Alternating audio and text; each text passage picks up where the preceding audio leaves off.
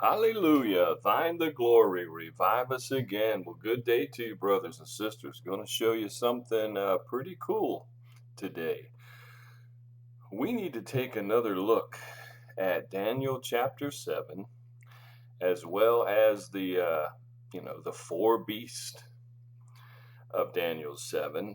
You need to realize, and I really, really want to stress this, you need to realize that chapter 7, which really isn't talked about much, isn't taught much. Daniel chapter 7 is the key to everything. Yes, the book of Revelation uh, is paramount, and you need to know the play by play from the chapter 11 of the book of Daniel. But if you really want to know which chapter in the entire Bible is the key to everything, it's Daniel 7. I mean, Daniel 7 tells you so much. Daniel 7 answers the question, is the fourth beast the antichrist? It answers that question. It answers, when is the rapture? It answers that question. Um, what has to happen before Jesus gathers together all that belong to him? Uh, it answers all of these questions. And it's all right there packed in Daniel chapter 7, a chapter which no one really ever teaches. So let's do that to the best of my ability that I can do as of today, the 21st of September 2019. And I'm going to pray and continue to persevere. And I hope the Holy Spirit will give me each year, give me more and more understanding. But this is what I've got to date. I've created this short study for you, this one-page PNG file. And this is a good example of why I color code my short studies like a little child with a crayon. And this is why, because I think the color coding is really going to help us all uh, have understanding that we've desired of Daniel 7, as well as answering questions like, is the fourth beast that's spoken of here, is it the coming antichrist or is it not? Um, what are the roles of the 24 elders mentioned in Revelation? Things like that. What's going on at the fifth seal? What's going on at the seventh trumpet, day 1290? This answers those questions. Does Jesus come at the seventh trumpet? Or does Daniel have to keep watching and then the time comes sometime after the seventh trumpet, when the time comes for the saints of the Most High to receive the kingdom of the daughter of Jerusalem, Zion? So let's get right into this. Now, the first 6 verses of Daniel chapter 7 is all about really the first 3 beasts. Now, a beast is like an empire. And of course, the empire has a ruler. So you're going to see this. I know I'm talking. I need to let the word of God talk. But you're going to see it in chapter 7 that this fourth beast isn't it, but it's also actually a human. It's his kingdom, but it's led by a human, a king. Okay? And you're going to see that. And then, of course, at verse 7 is when we pick up our very near future, where the first 6 verses are primarily talking about the 3 Middle East kingdoms of the past, the largest, the most powerful, the ones written in history. And now there are debate amongst the scholars on who are those 3 kings and kingdoms from the past in the Middle East. You need to be focused on the Middle East. You need to be focused on the Euphrates River and the Tigris River and Israel and its neighbors. Don't focus in on Rome or Russia, or any Greece. You need to be focused on Israel and its neighbors from the brook of Egypt to the Euphrates River. You really need to be focused on that area. Who is it that has controlled this area, especially Babylon? You know, but I'm not here to give you my opinions on who the first four kings and kingdoms from history were. That's not what I'm doing in this short study. We're really picking the short study up in verse 7. This is when, this is our very near future. Our very near future from verse 7 to the end of the chapter. All right. Now the fourth kingdom, or the fourth beast, which is going to be led by a king, obviously, a ruler, is about to be formed. Here we are 2,000 years since Jesus left us. And he's coming back after 2 days, after 2,000 years. After 2,000 years, says Hosea 6, verses 1 through 3. And it says this is in knowledge about the coming of the Lord. His going forth is established. Hallelujah. But the question is, does Jesus return at exactly the 2,000-year moment since he left us? Or does it mean that this fourth beast is going to start forming after 2,000 years? And then it'll take several years after that before Jesus actually returns. See, that's the big question. We don't know the answer to that question. Sometimes I act like I think I know, but I don't. No one knows. But we do know what to watch for. And if you're really good, you know what the loosing of the first seal will look like. You'll know what the loosing of the fifth seal will look like. But again, it's important that you get real familiar with Daniel 7 and you realize that verse 7 is where Daniel 7 transitions into our very near future. All right, and again, when we can, let's match up these verses with the seals, trumpets, and bowls of Revelation when we can, and let's try to understand the 42 months that's mentioned here, that's mentioned multiple times in the book of Revelation, and it deals with the time that Satan is here and the strong delusion is being applied to the world, and Satan is given the authority to make war against the followers of Jesus Christ.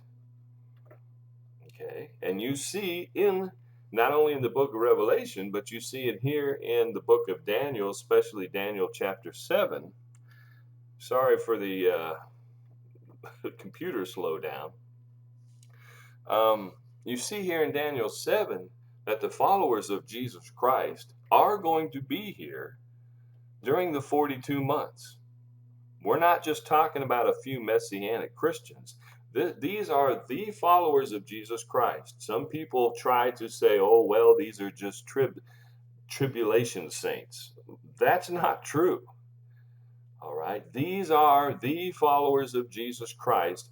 And we are given a listen to me, brothers and sisters, we are given a very specific and a very important mission during the 42 months that Satan is here. And in fact, the 24 elders and God the Father, the Ancient of Days himself, are going to put a courtroom in session before his throne. And they will make a ruling, a judgment will be made. Are you listening, brothers and sisters? A judgment will be made by, surprisingly, you expect it to say the Ancient of Days, but it actually, the actual court as a whole is reaching this verdict. And it sounds like Father's giving a lot of power in the decision-making process to the 24 elders. Okay. So pay attention to this court that's in session. And isn't it interesting that Daniel chapter 7 tells us exactly the moment that the court goes into session And it tells us exactly the moment that the court reaches its verdict, its judgment. Okay? And all of that is found in this one chapter that no one ever teaches. So let's get right into this. I hope you enjoy the color coding. I hope it makes it a lot easier for all of these things, these questions that I brought up to be answered. Here we go. Let's go to the Word of God using BibleGateway.com. Here is Daniel 7. I want to point out to you just an overview of what's going on in the first 6 verses. Okay? This vision that Daniel had. Of course, the Great Sea is the Mediterranean Sea. The 4 great beasts, the 4th one is future, the 3 are past, came up from the Mediterranean Sea. Do you see that in verses 2 and 3? The Great Sea is always the Mediterranean Sea, not the Persian Gulf, not the Black Sea, not the White Sea, not the Red Sea. It's the Mediterranean Sea, and the reason why the Bible, the Word of God, focuses on the Mediterranean Sea so much is because that's where Israel is. In other words, these are kingdoms that affect the territory of God's people, of Jesus's inheritance. That's why I'm saying focus on the Middle East, and focus on the borders of Israel, and also focus on the future borders of Israel found in the last 2 chapters of the book of Ezekiel. Chapters 47 and 48 tell you the extended borders of Israel during the millennial reign of Christ. And this area, to include the eastern Mediterranean Sea, is where these kingdoms were located in the past, the 3. Again, some scholars debate on who they were, and I'm not even here to try to give you my thoughts on that. But you need to know that the 4th one is future, and it's going to encompass the area of Israel and its neighbors. Got it? But yeah, the first 6 verses are talking about these 3 kingdoms and what they were like. And now in verse 7, we transition to our very near future.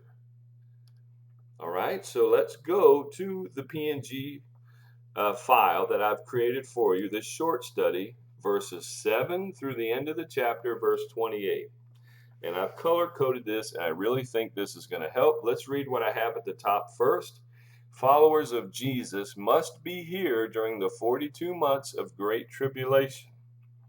Now, Bible scholars are finally beginning to admit this and come into agreement. Not everyone has yet, but they're coming into the agreement that these aren't tribulation saints. These are the followers of Jesus that are spoken of in Matthew 24 and Revelation 12 and Revelation 13. These are all of the followers of Jesus, not some left behind, all right? And scholars are finally coming into agreement that yes, the Bible says that followers of Jesus are going to be here for these 42 months of great tribulation. Now, where scholars are still not agreeing with each other on is when does the 42 months end? Because there's a teaching that's really taking root that's not correct, that thinks the 42 months of great tribulation ends at the end of the 5th seal, and then the 6th seal is when we see the face of Jesus, and that's when he appears, and then he administers his wrath for 1260 days from the 6th seal to the 7th bowl. That's not true. The 42 months does begin at the 5th seal, but the 42 months does not end at the end of the 5th seal. The 42 months does not end until this court reaches its verdict at the 7th trumpet, day 1290. Okay, that's day 1290 from if you started counting at the fifth seal abomination of desolation event that Jesus warned about. You got it? So again, the 42 months are not over till the seventh trumpet. We wish they were over sooner, but they're not. But they do begin at the fifth seal abomination of desolation event. The kingdom of Jesus Christ cannot even be awarded to Jesus until the last generation of Christians perform a very special mission during the 42-month period. And you don't have to take my words for it. You see it right here in Daniel 7. Daniel chapter 7 is the key to understanding the book of Revelation and the timing of the rapture.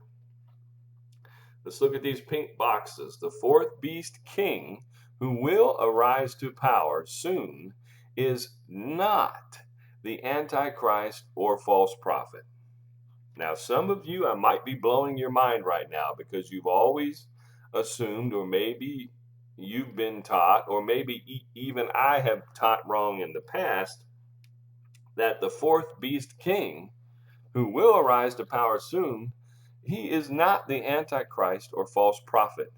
And when you color code Daniel 7 properly, it becomes very clear. In other words, there's going to be a king who's going to form a kingdom in the Middle East, and that area of his kingdom will involve the Eastern Med to include Israel and its neighbors. And when I say Eastern Med, what you should be thinking of is gas and oil. Gas and oil. That should be coming to your mind every time you hear me mention Great Sea or Mediterranean Sea or Eastern Med. Be thinking money, right? It's highly desirable right now for someone to rule over the Eastern Mediterranean due to all the oil and gas that's being found offshore. And everyone's going to try to claim it. And guess what the fourth kingdom's going to do? This fourth beast. He is going to rule over all of it. And I bet there's going to be a sweet sharing of the oil and gas that's going to keep all of the individual kings happy. They're going to be quite happy with this arrangement for a while. Okay? But let's always try to be thinking about the seals, trumpets, and bowls.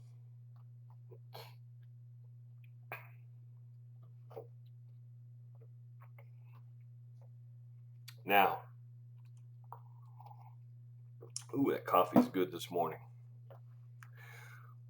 The fifth seal is when the pompous words are spoken. So here's my point. What happens before the fifth seal? Well, you have the first 220 days that leads up to the first seal, and then you have the 32 months of the first four seals, beginning of sorrows.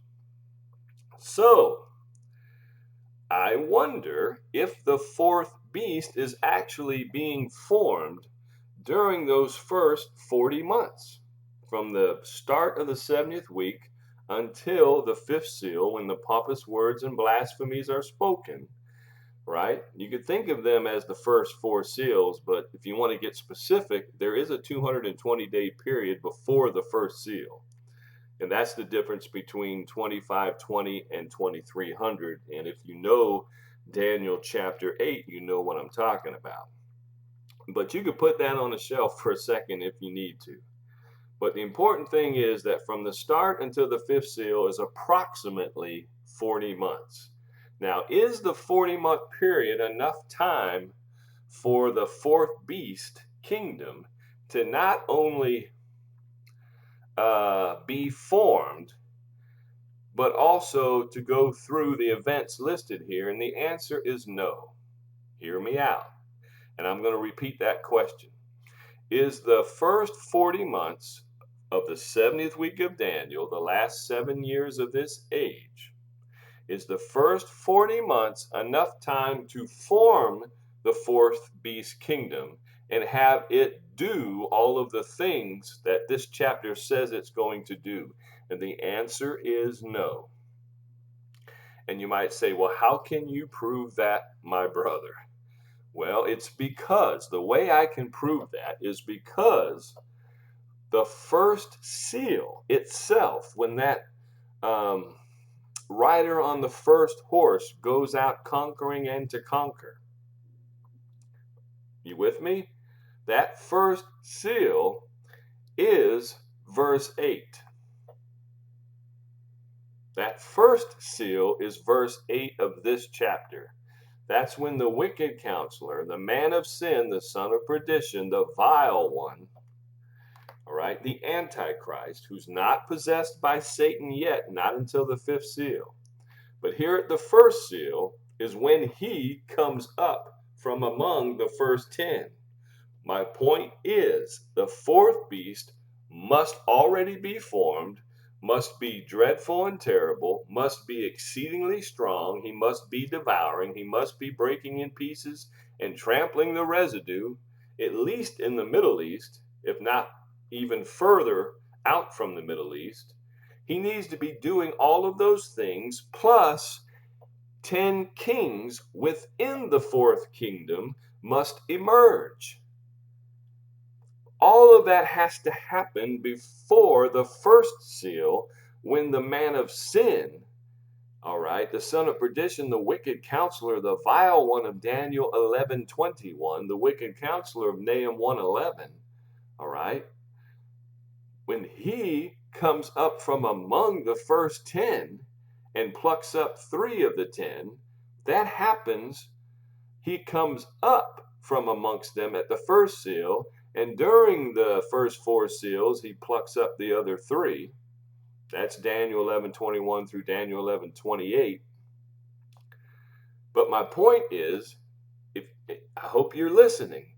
The fourth kingdom, the fourth beast in the Middle East, that's going to involve Israel and the Eastern Med and the Euphrates and probably the Tigris too, maybe even Turkey. All right. That fourth beast is already going to be kicking butt. It's already going to have 10 kings that's going to emerge.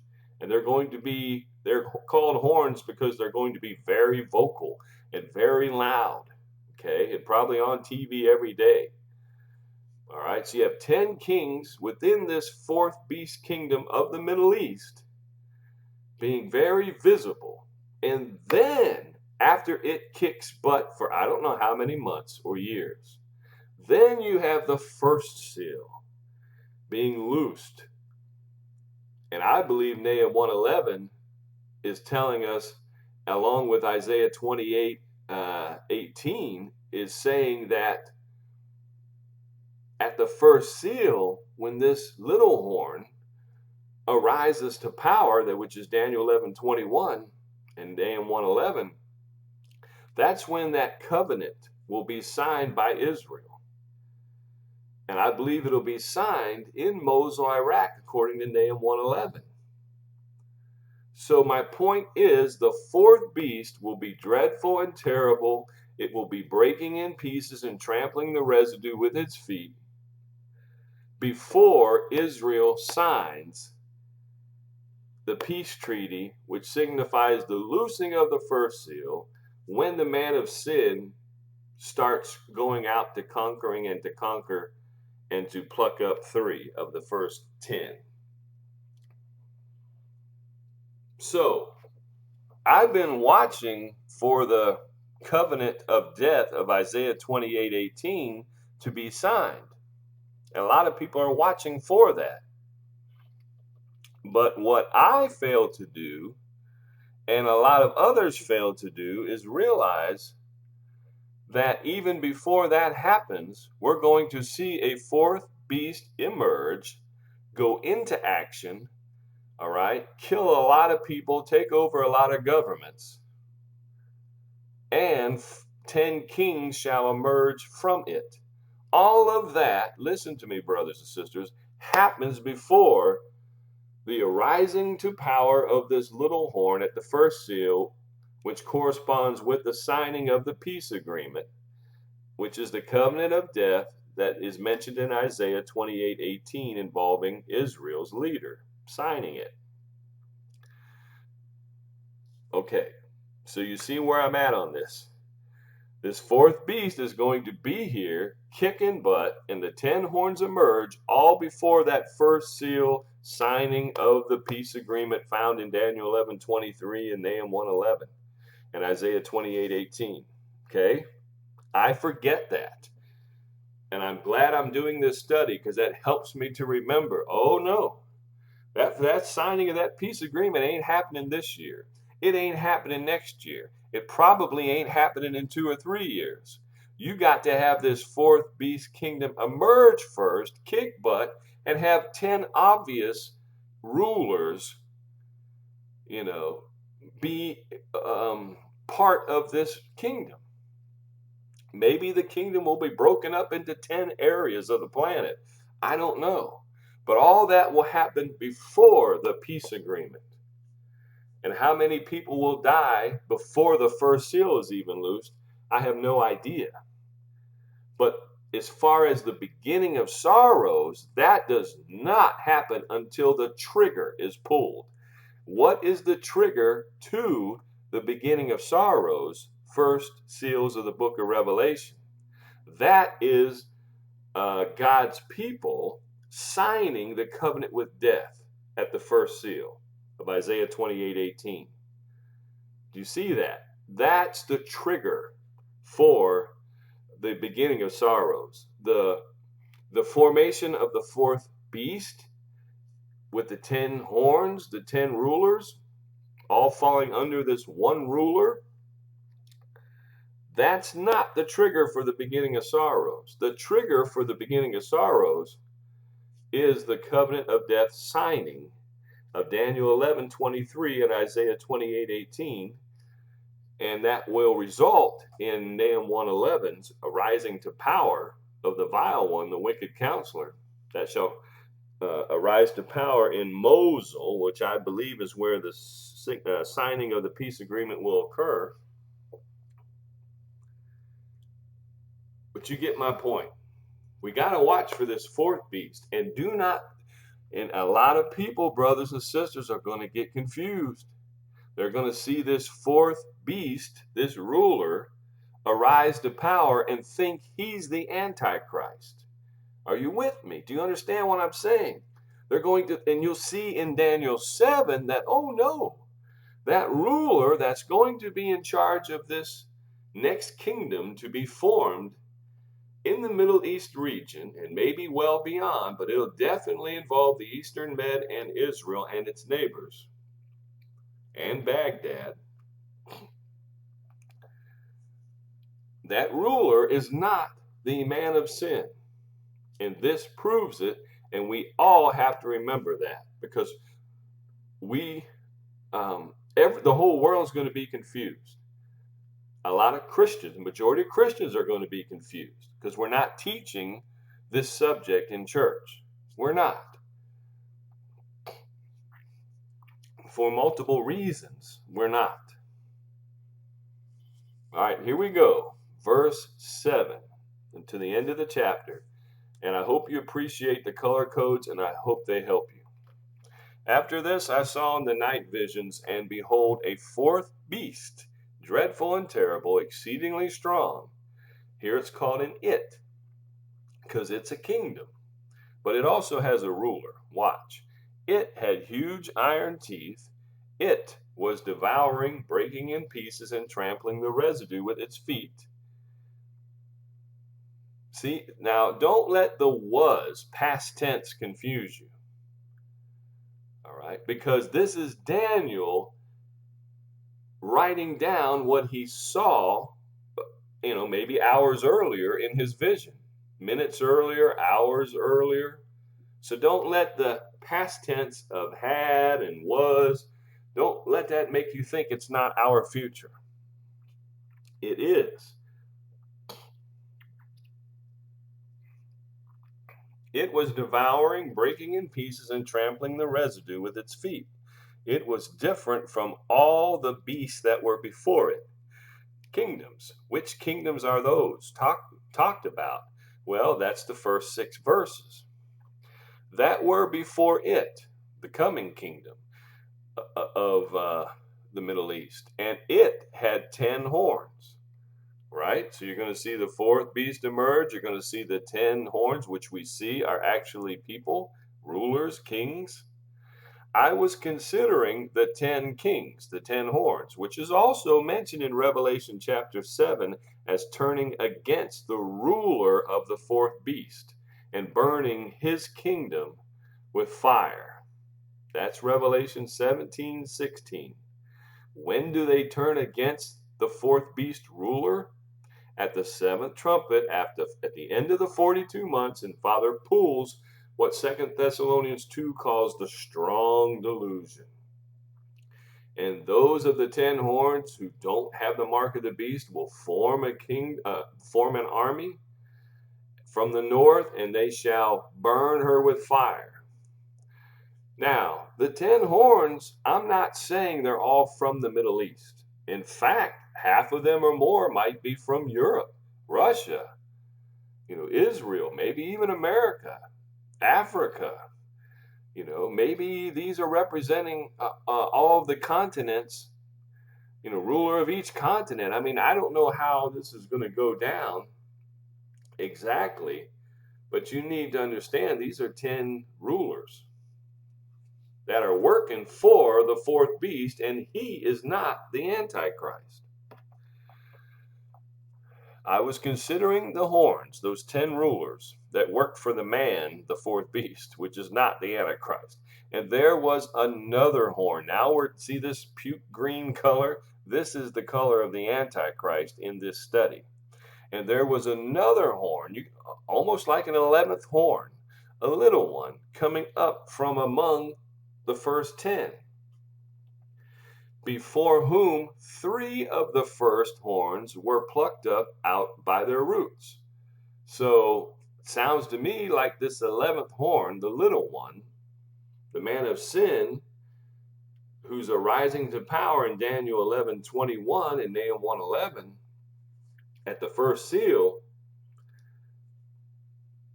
he's coming up from among the horns, whatever that means, and he shall be the reason why 3 of the 10 are going to be plucked up by their roots when he goes out conquering and to conquer during the beginning of sorrows.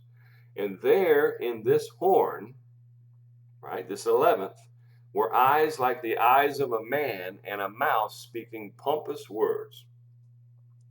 Brothers and sisters, that should stop you in your tracks. When you see either blasphemies or pompous words, that tells you it is the start. That's the clue that we're talking about, the start to the 42 months of great tribulation mentioned in the book of Revelation.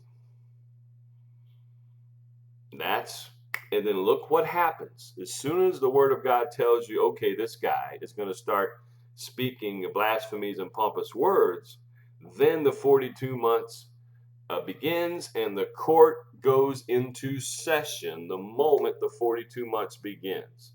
Now the question is, does the 42 months begin at the first seal, second seal, third seal, fourth seal, or fifth seal? Does the Bible tell us? And the answer is yes. The Bible tells us in Daniel chapter 11 that in Daniel 11:36, which is immediately after the abomination of desolation event, which Jesus spoke of in Matthew 24, which is the fifth seal passage of Revelation chapter 6. All right, so the fifth seal is when the 42 months begins, and this is when we learn from the book of Revelation that the 2 witnesses begin their testimony. Satan is cast to earth. He possesses this 11th horn, this man of sin. He possesses him. This is the guy that's going to be plucking up 3 of the first 10 kings during the beginning of sorrows as he goes out conquering and to conquer. You also see that in Daniel 11:21 through 28.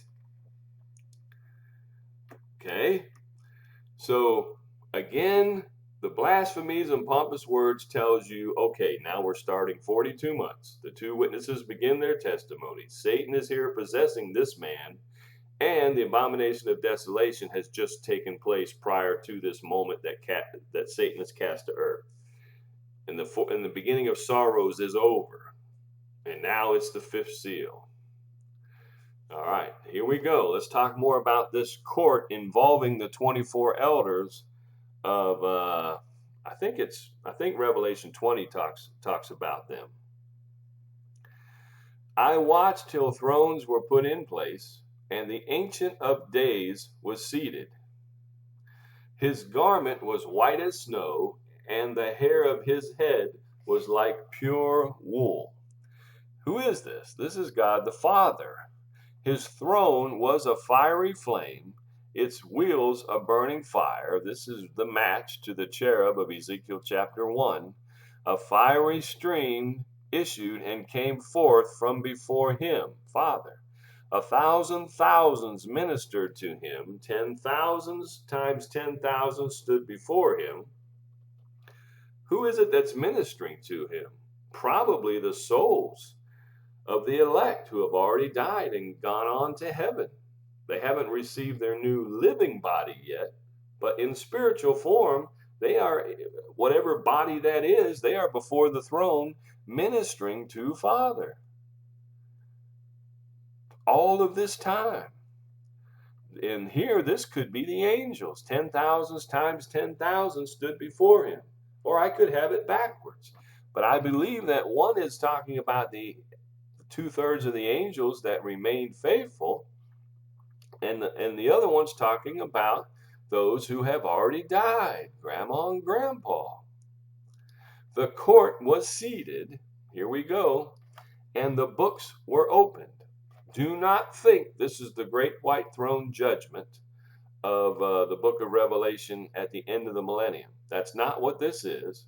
Okay, this is involving the events that lead up to the second coming of Jesus Christ.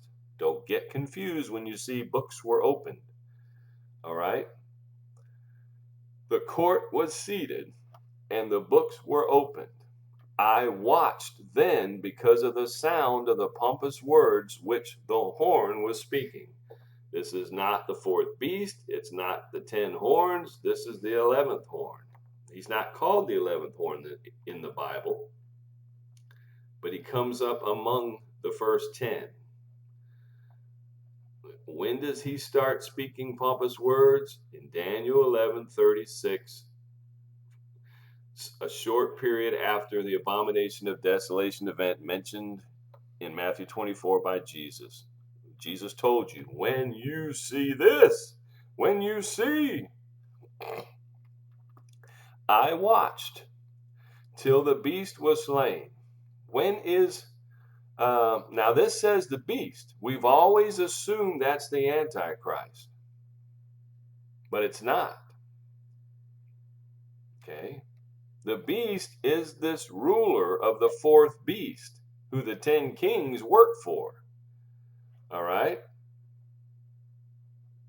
When is he slain? At the battle of the great day of God Almighty. When is the Antichrist, the little horn, slain? Same moment when Jesus appears and begins fighting the battle of the great day of God Almighty after the pouring of the seventh bowl. All right. But I believe I have this color-coded correctly. Unless the little horn, which is the 11th horn, is being called a beast here. Okay? Maybe. And it could be, but the Word of God sure chose a funny way of wording it. He could have just said, the little one, but instead he gave it the title he gave the ruler of the fourth beast. And remember, this is not the Antichrist. You've got this ruler comes into play, then you have the 10 kings put in position within his kingdom, and then you have the little horn. Do you see my point? So maybe this is the Antichrist. Maybe I have it color-coded wrong. But I'm just simply going by the title that was given to the ruler of the fourth kingdom. Okay?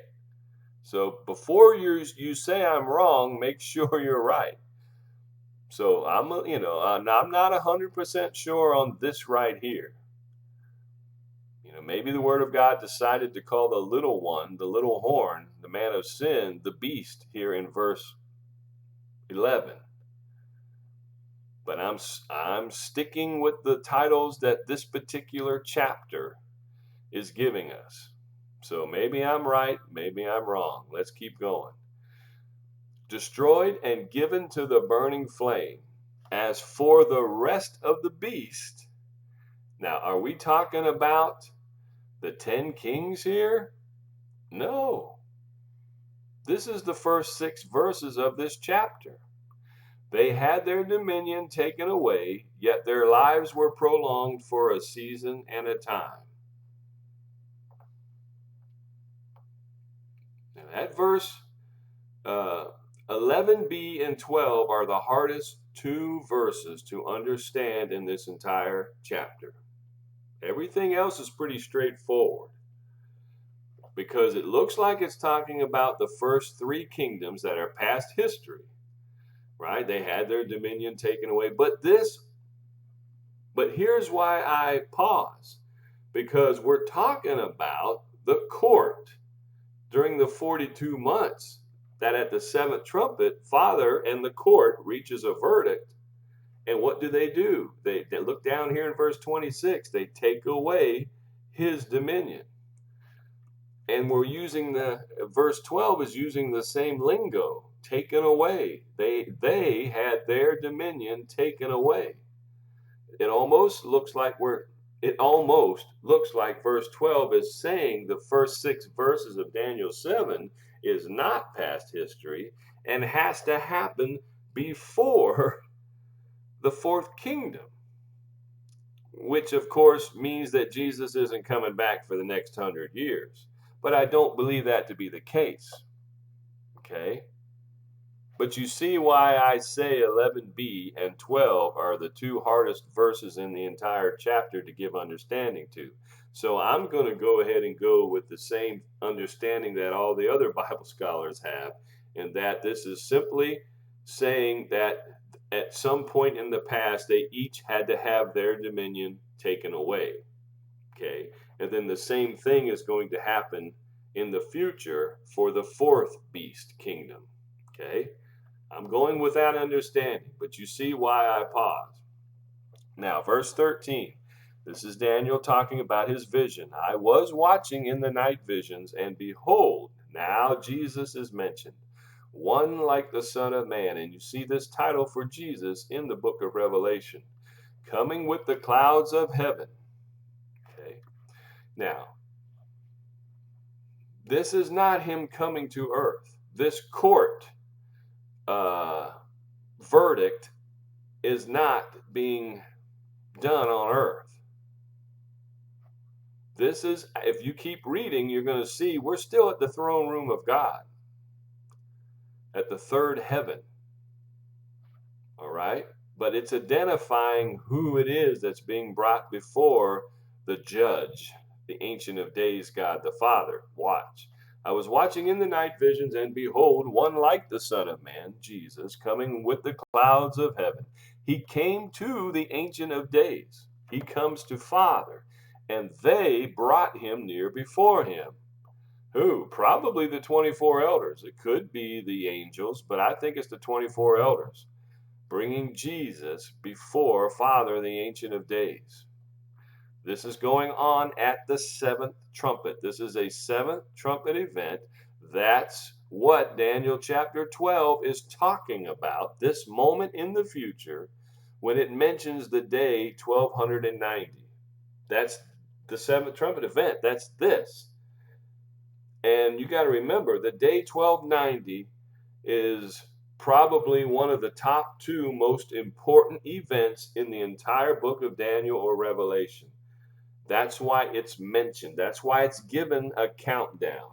In other words, and it shall not be shortened. You need to understand that. From the abomination of desolation event, which looses the 5th seal,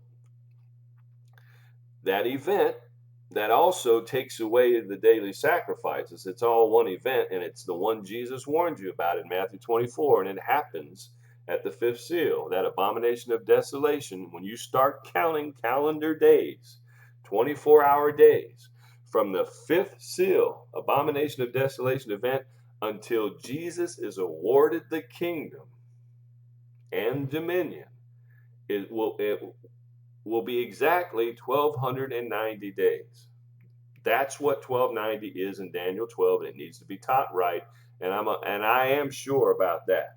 There's no wavering. Okay. What else is going on at the seventh trumpet? This is what's going to make the 10 kings come to their senses and turn against the beast kingdom, this fourth kingdom, and just to destroy it and burn it with fire. When they say fire, we're talking ordnance, cruise missiles, rockets, ordnance being dropped from F-16 Vipers. Okay? Like a fiery flying serpent dropping its ordnance and shooting with its afterburners straight up. What else is going on at the seventh trumpet? Well, it's the end of the 42 months. The strong delusion is pulled. The two witnesses arise from the dead. They've been laying in the streets for 3.5 days. There's an earthquake in Jerusalem. 1/10 of the city falls. 7,000 people exactly die. See, you have to remember this is going to be part of Christians' testimonies. It's going to be part of the two witnesses' testimonies. And anyone that doubted, okay, listen to me, brothers and sisters, anyone that's doubted, except for those with the mark of the beast, but anyone who's ever kind of doubted the testimonies of Christians during this time and of the two witnesses' testimonies, when they see everything come to pass on day 1290, that's when the strong delusion is pulled. They're like, wow, the Holy Bible is the only word of God after all. Then Jesus is awarded the kingdom and dominion. Now, does Father bring Jesus to planet Earth, terra firma, at the seventh trumpet? The answer is no. That's why Daniel has to keep watching in verse 21. Because the nations have to be gathered, right? That's Joel 3. Matthew 22, the good and the bad. Everyone's got to, not everyone, but all the large armies of the world are coming to the Middle East, Valley of Armageddon. They're coming to Jesus. It takes a few weeks. And then at day 1335 comes the appearing of Jesus Christ. Don't get mad. Hear me out. But that time between day 1290 and day 1335 that Daniel 12 talks about shall be shortened for the sake of the elect in Jerusalem, who are not only under siege, but the wall has been broke through and they are being raped and killed, and 1/2 of the city shall be taken away into slavery. And Jesus has to hurry up at that point, or there ain't going to be nobody left alive still within Jerusalem for Jesus to come and personally save if he doesn't hurry. So Father's going to shorten that 45-day period by we don't know how long. 2 days, 5 days, 7 days, we don't know. But remember, Jesus was not weakened more than 40 days.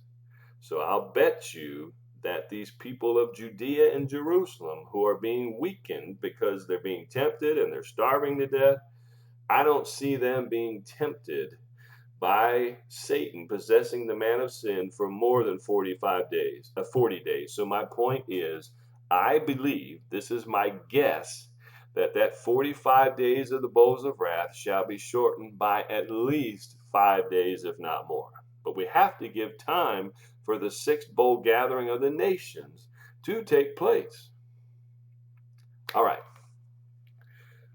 Let's start at verse 13. I was watching in the night visions, and behold, one like the Son of Man coming with the clouds of heaven. He came to the Ancient of Days, and they brought him near before him.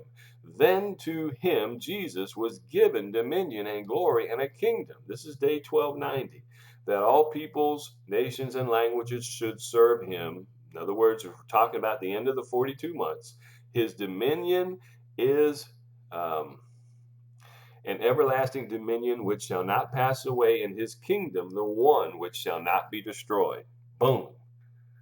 So we just talked about the entire 42 months. From verse 9 to verse 14 covers the whole 42 months. Then you might say, well, what's the rest of the chapter about? Well, we have this heading by the New King James Version, folks, Daniel's visions interpreted. Now, here we go. The Word of God is giving us understanding about what we already read. So here's several verses just giving us more detail and understanding about the 42 months that we just read about between verse 9 and 14. I, Daniel, was grieved in my spirit within my body, and the visions of my head troubled me. I came near to one of those who stood by and asked him the truth of all of this. Here we go. Here's the interpretation. So he told me and made known to me the interpretation of these things. That these things title should bring to mind chapters like Matthew 24, Mark 13, Luke 21. That's the same, these things, okay? Those great beasts, which are four, right? We're talking about the first three and the first 6 verses of Daniel 7, and the coming fourth kingdom in the Middle East, involving the Eastern Med and Israel, that's going to come, that is mentioned in verse 7. Those great beasts which are four kings which arise out of the earth. Okay. But the saints of the Most High, who are they? Brothers and sisters, don't twist the scriptures to make it fit. All right, your pre-trib rapture. The saints of the Most High are the saints of the Most High. It's the followers of Jesus that the entire New Testament is talking about. Don't try to twist scripture and say, well, this is an Old Testament book, so these are just followers of Yah, the Holy One of Israel in Jerusalem. Don't you dare say that. All right?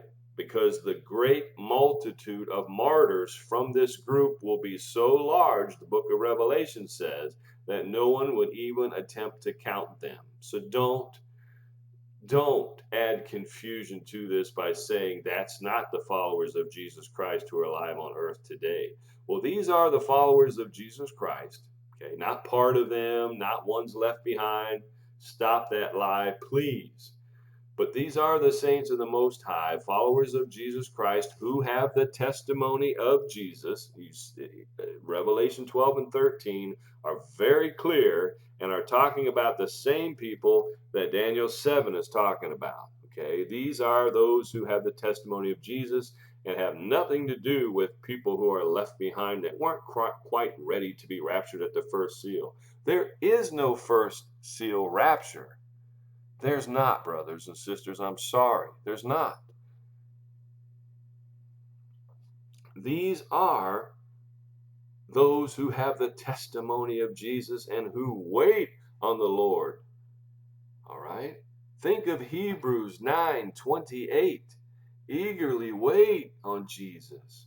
That eagerly wait on Jesus of Hebrews 9:28 is the same wait on the Lord of Zephaniah 3:8.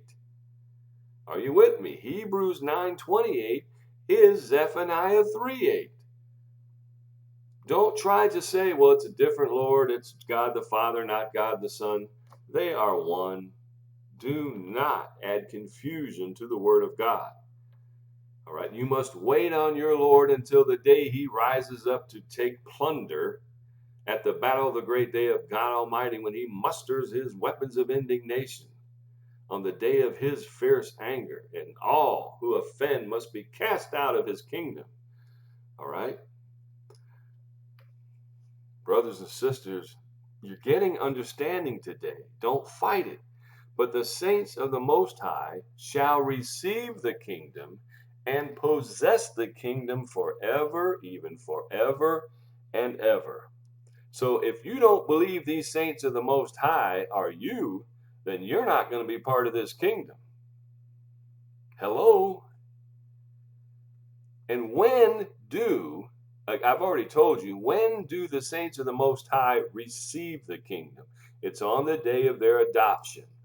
All right, the day of your unspeakable joy, the day you received your blessed hope, the day that you get to see him as he is.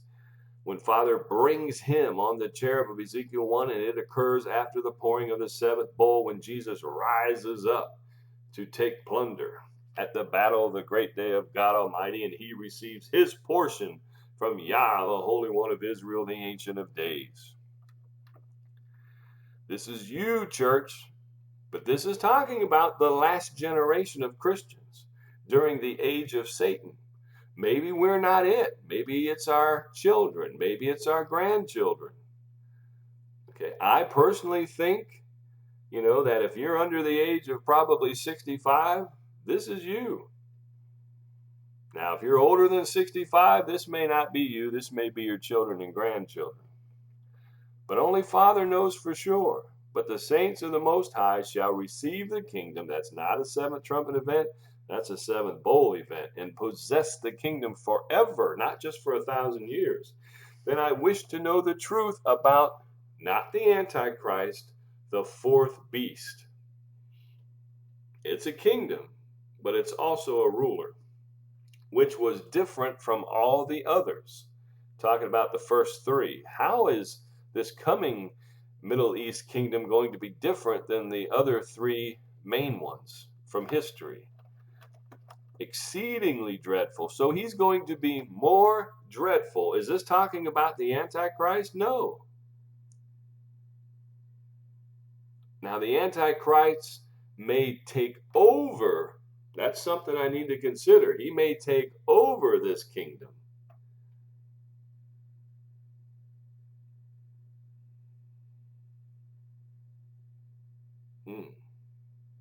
But anyways, this fourth beast will be exceedingly dreadful, with its teeth of iron and its nails of bronze. The Word of God puts things like that in there to give us clues. It doesn't mean we understand it, but don't think he just threw that in there because it sounds cool. I say he, the Word of God made flesh, is Jesus. With its teeth of iron, that's probably clues, but I don't know what it means. And its nails of bronze, which devoured, broke in pieces, and trampled. It sounds past tense, but again, he's talking about the vision that he already saw, which devoured, broke in pieces, and trampled the residue with its feet. Are those tanks?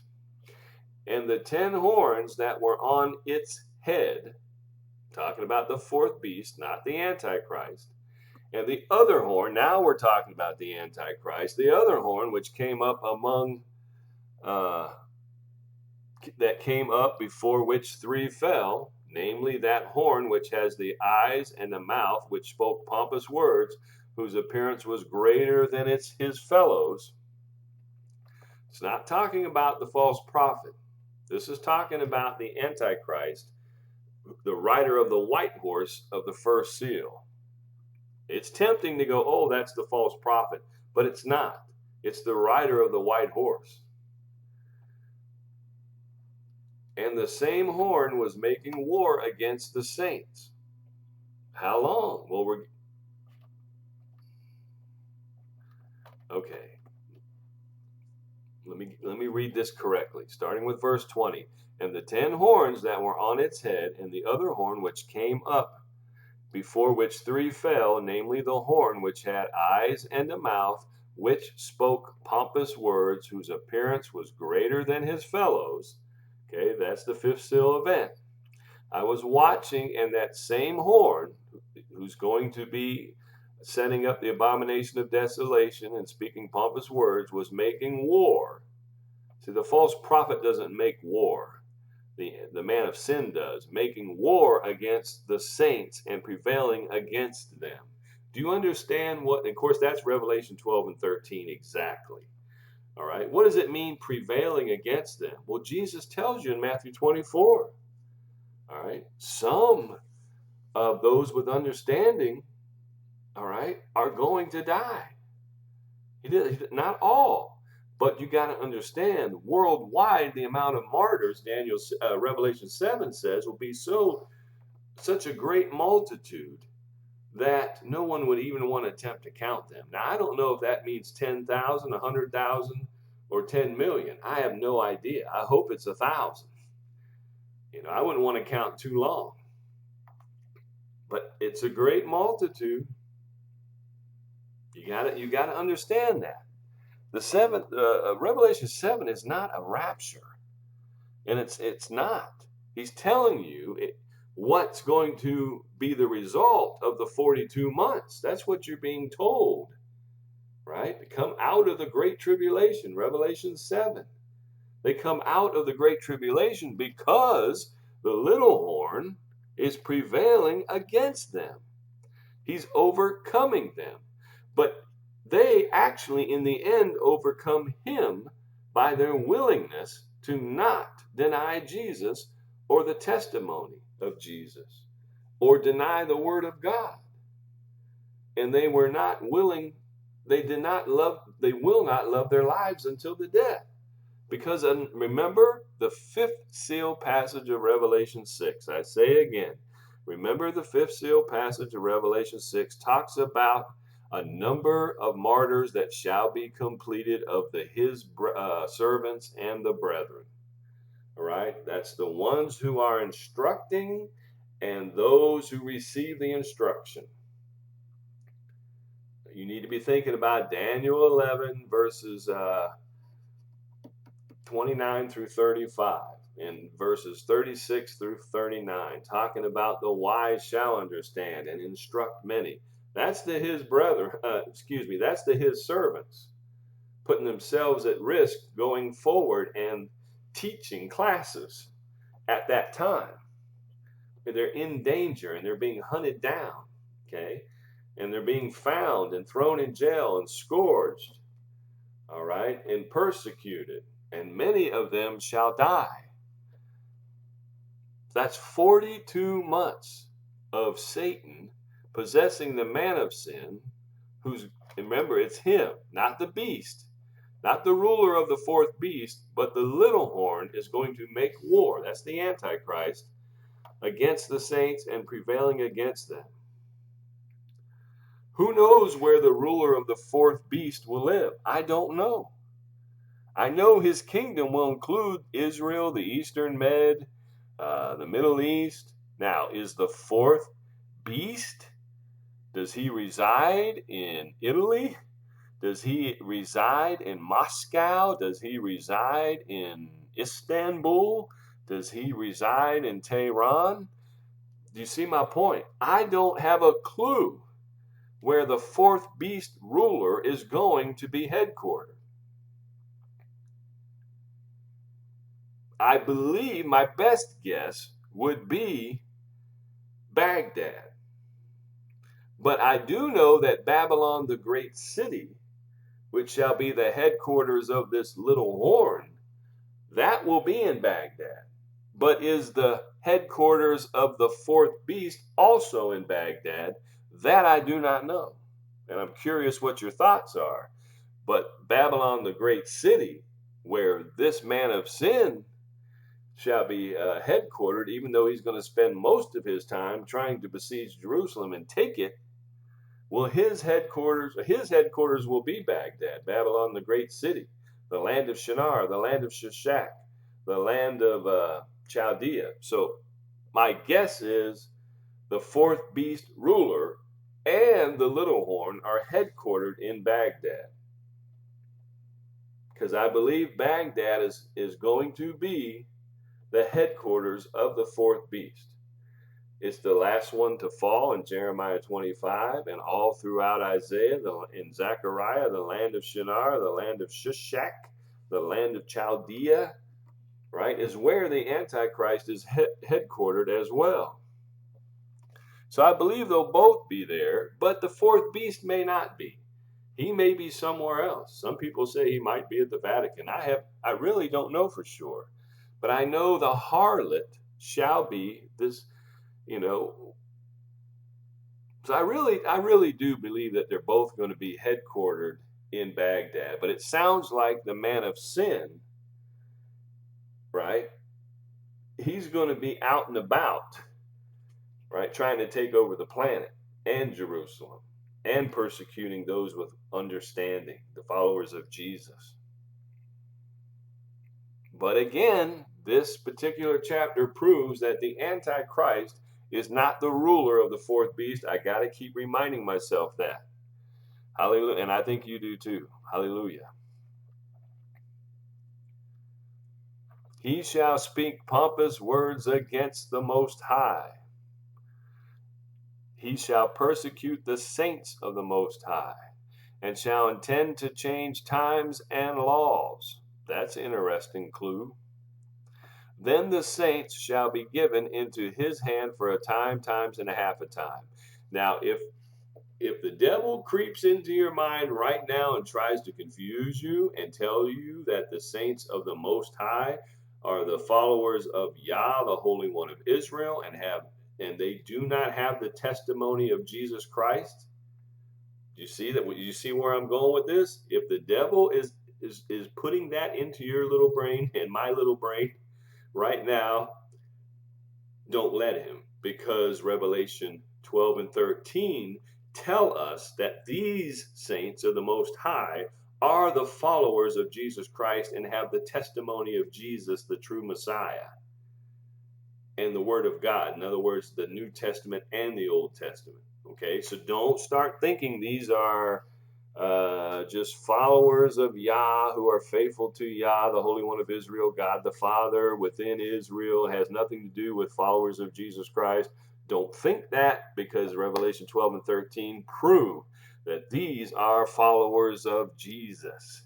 These are the great multitude of martyrs from the ones who have the testimony of Jesus Christ. So, getting back to this 24 elders court, which is headed by God the Father.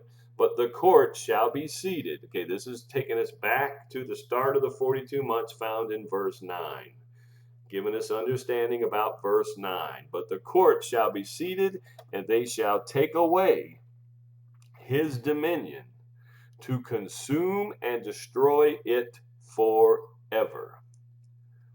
Then the kingdom. Well, first of all, when do they take away his dominion? Well, the decision, the judgment, the verdict is reached at the seventh trumpet. All right. And you even see during the bowls of wrath the start to the taking away of his kingdom. But his kingdom isn't completely taken away until Baghdad falls at the end of the battle of the great day of God Almighty, which begins at the seventh bowl pouring and doesn't end for many days, says Isaiah 28. It's not a 1 hour battle. Jesus does not speak a word and the kingdom is gone, taken away. Oh, Jesus speaks a word and blows fire, and there's people with the mark of the beast in the wedding hall falling over like crispy critters. You better believe it. But that's not the entire kingdom. Isaiah 28 says, morning by morning it shall be a terror, just to understand the report, right? Of where this entourage, Jesus and his winnowing fan, is overflowing scourge. Where are they going to go next? And which threshing floor are they visiting next? It shall be a terror. And Jesus wants those with the mark of the beast to be terrorized for days on end. Terror and shame. That's part of their judgment. That's part of their punishment before they die. So the court shall be seated, and they shall take away his dominion to consume and destroy it forever. Then the kingdom and dominion and the greatness of the kingdoms under the whole heaven, not just the Middle East, shall be given. I say again, doesn't say shall be given to Jesus. Of course they're given to Jesus, but isn't it cool how the Word of God himself words this? The greatness of the kingdoms under the whole heaven shall be given to, drum roll please, the saints of the Most High, right? And a lot of them are going to be martyred, and some of them will be transfigured at his coming. All right. So the same day you're raptured, if you're not one of the martyrs, is the day that you'll be given the kingdom. His kingdom is an everlasting kingdom, and all dominion. See, it's called Jesus's kingdom, but it's given to the people, the saints of the Most High. In an everlasting kingdom, and all dominions shall serve and obey him. Look at that. And that's something I didn't really notice until today. That there's actually going to be dominions, other dominions on the 7 continents. And they're called dominions. There's going to be, municipalities. There's going to be governments, world governments. Now they shall serve Jesus and obey him, but they shall exist, and they shall have their own banners, and they shall, almost like and I really mean this, almost like the Olympics when they enter the hall, right? And they're all dressed in their colors, their nation's colors, and it really looks cool, and they're carrying their banners. But they're not just coming certain days of the year to worship Jesus in Jerusalem, but they're also serving. What do you need, Jesus? Do you need some of my population to come and build the highway of holies? Do you need us to rebuild Jerusalem? Do you need us to build the 4th temple? Do you see what I'm saying? It'll be, what do you want, Jesus? What do you command? We are at your, bidding. What do you need, Jesus? What does your holy people need? We will bring it to you. We will do the work for you. What do you need? But they're going to be permitted to have dominions. A lot of people haven't seen that, noticed it. I haven't either. I knew there were going to be people left alive on the 7 continents, maybe not a lot at first, but they'll be making babies like crazy under the reign of Jesus Christ to repopulate the planet. It'll happen pretty quick. But yeah, this isn't just talking about the Middle East. There's going to be dominions permitted to be in existence during the millennium. And they will come and worship. We know they're going to come and worship at the Feast of Tabernacles, or at least their representatives will come and bring their sacrifices. Whether it's gold and silver, or it could just be simply food, or it could be clothing, it could be equipment used to build cities and highways, whatever Jesus needs. This is the end of the account. As for me, Daniel, my thoughts greatly troubled me, and my countenance changed, but I kept the matter in my heart. Below, let's summarize. Below are the things that must take place before the followers of Jesus can be joined to their Lord and see him as he is.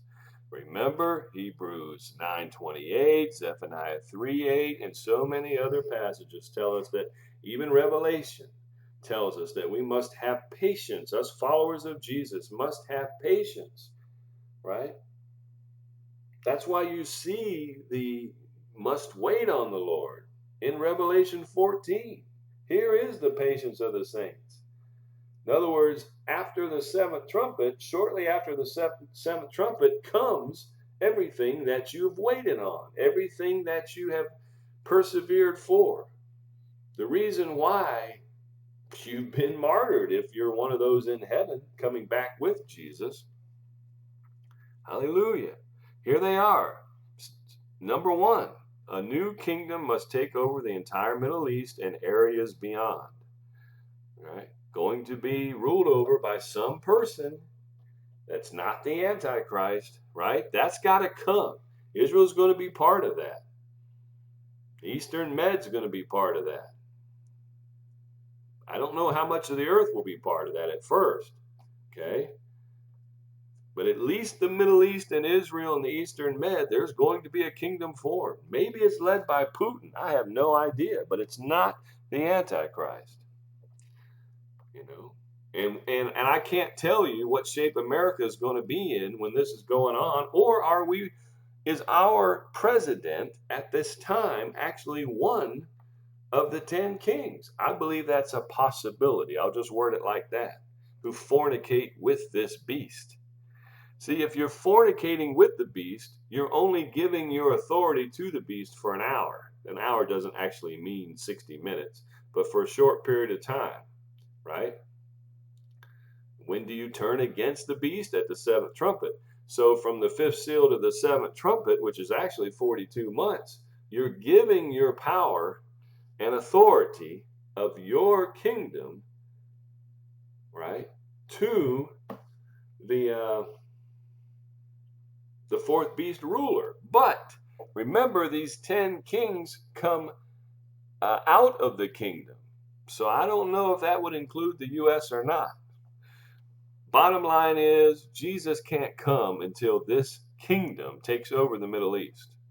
It hasn't happened yet. Number two, then after it's formed, then 10 rulers will be established within that kingdom.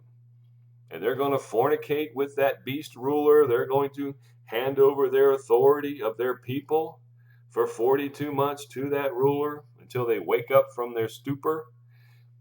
What's the third thing that has to happen before Jesus' return? Then another ruler will emerge within this Middle East kingdom who has fierce features and understands sinister schemes. His appearance will be greater than the other rulers. You could think of it as an 11th king.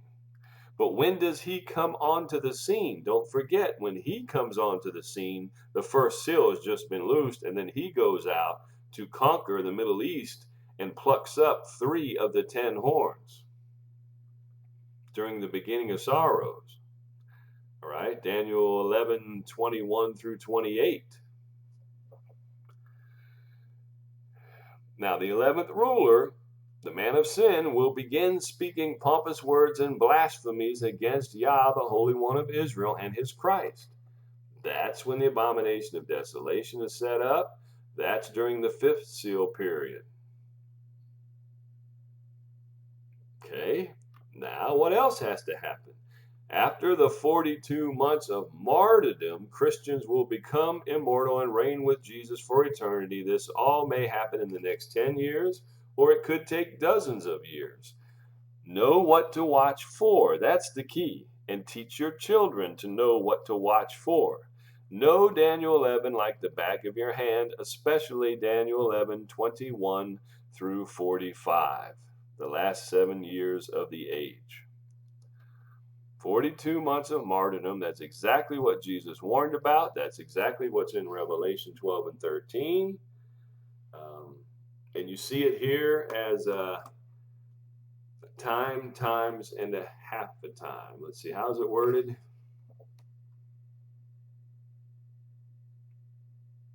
I can't remember now. I thought it was, oh, here we go. The saints shall be given into his hand. This is verse 25. For a time and times and a half a time. Of course, that's what Daniel 12 is talking about. That's what Revelation 12 and 13 is talking about, the 42 months, the 1260 days. It's 42 months from the 5th seal to the 7th trumpet. And we, brothers and sisters, will make Jesus very proud, and we will make his Father, our Father, very proud. And many of us will have to die for our faith and our testimony. All right? But the minute that your heart stops, boom, we'll be before the throne, ministering to God the Father. Hallelujah. And singing his praises. Awaiting the return to earth at the 7th bowl. Well, brothers and sisters, I hope this helps. It's helped me. I hope it's helped you. I hope you like the color coding. I think we've got 95% of this figured out. There were verses that were a little confusing around verses 11b and 12. Just the way they're worded, it almost sounds like those first three beasts aren't exactly passed. But looking at the whole book of Daniel, all right, I believe that they are. I believe that scholars got that right. Isn't it interesting how the 4th beast ruler is not the little horn? That is interesting. And he is mentioned, look at that, how he's still mentioned at the return of Jesus Christ him meeting his fate. Unless the fourth beast in verse 19 is no longer the fourth beast ruler, but now the fourth beast is actually the man of sin, maybe. But the only way that can be is if one of the three horns of the 10 horns who are plucked up is actually the ruler of the fourth beast, himself taken over by the antichrist. I don't think that's what the word of God is telling us. But either way, this headquarters of the harlot shall be set up in the land of Shinar, the land of Shishak, the land of Chaldea, Baghdad. And it'll be the hub during this time of the trading, of the trade routes of the Red Sea and the Persian Gulf and the oil and gas. There'll be a command center set up there in Baghdad. Well, brothers and sisters, I hope this has been a blessing to you. Please share it with the brethren. Let me know your thoughts. And I can't wait to see you. Until next time, God bless.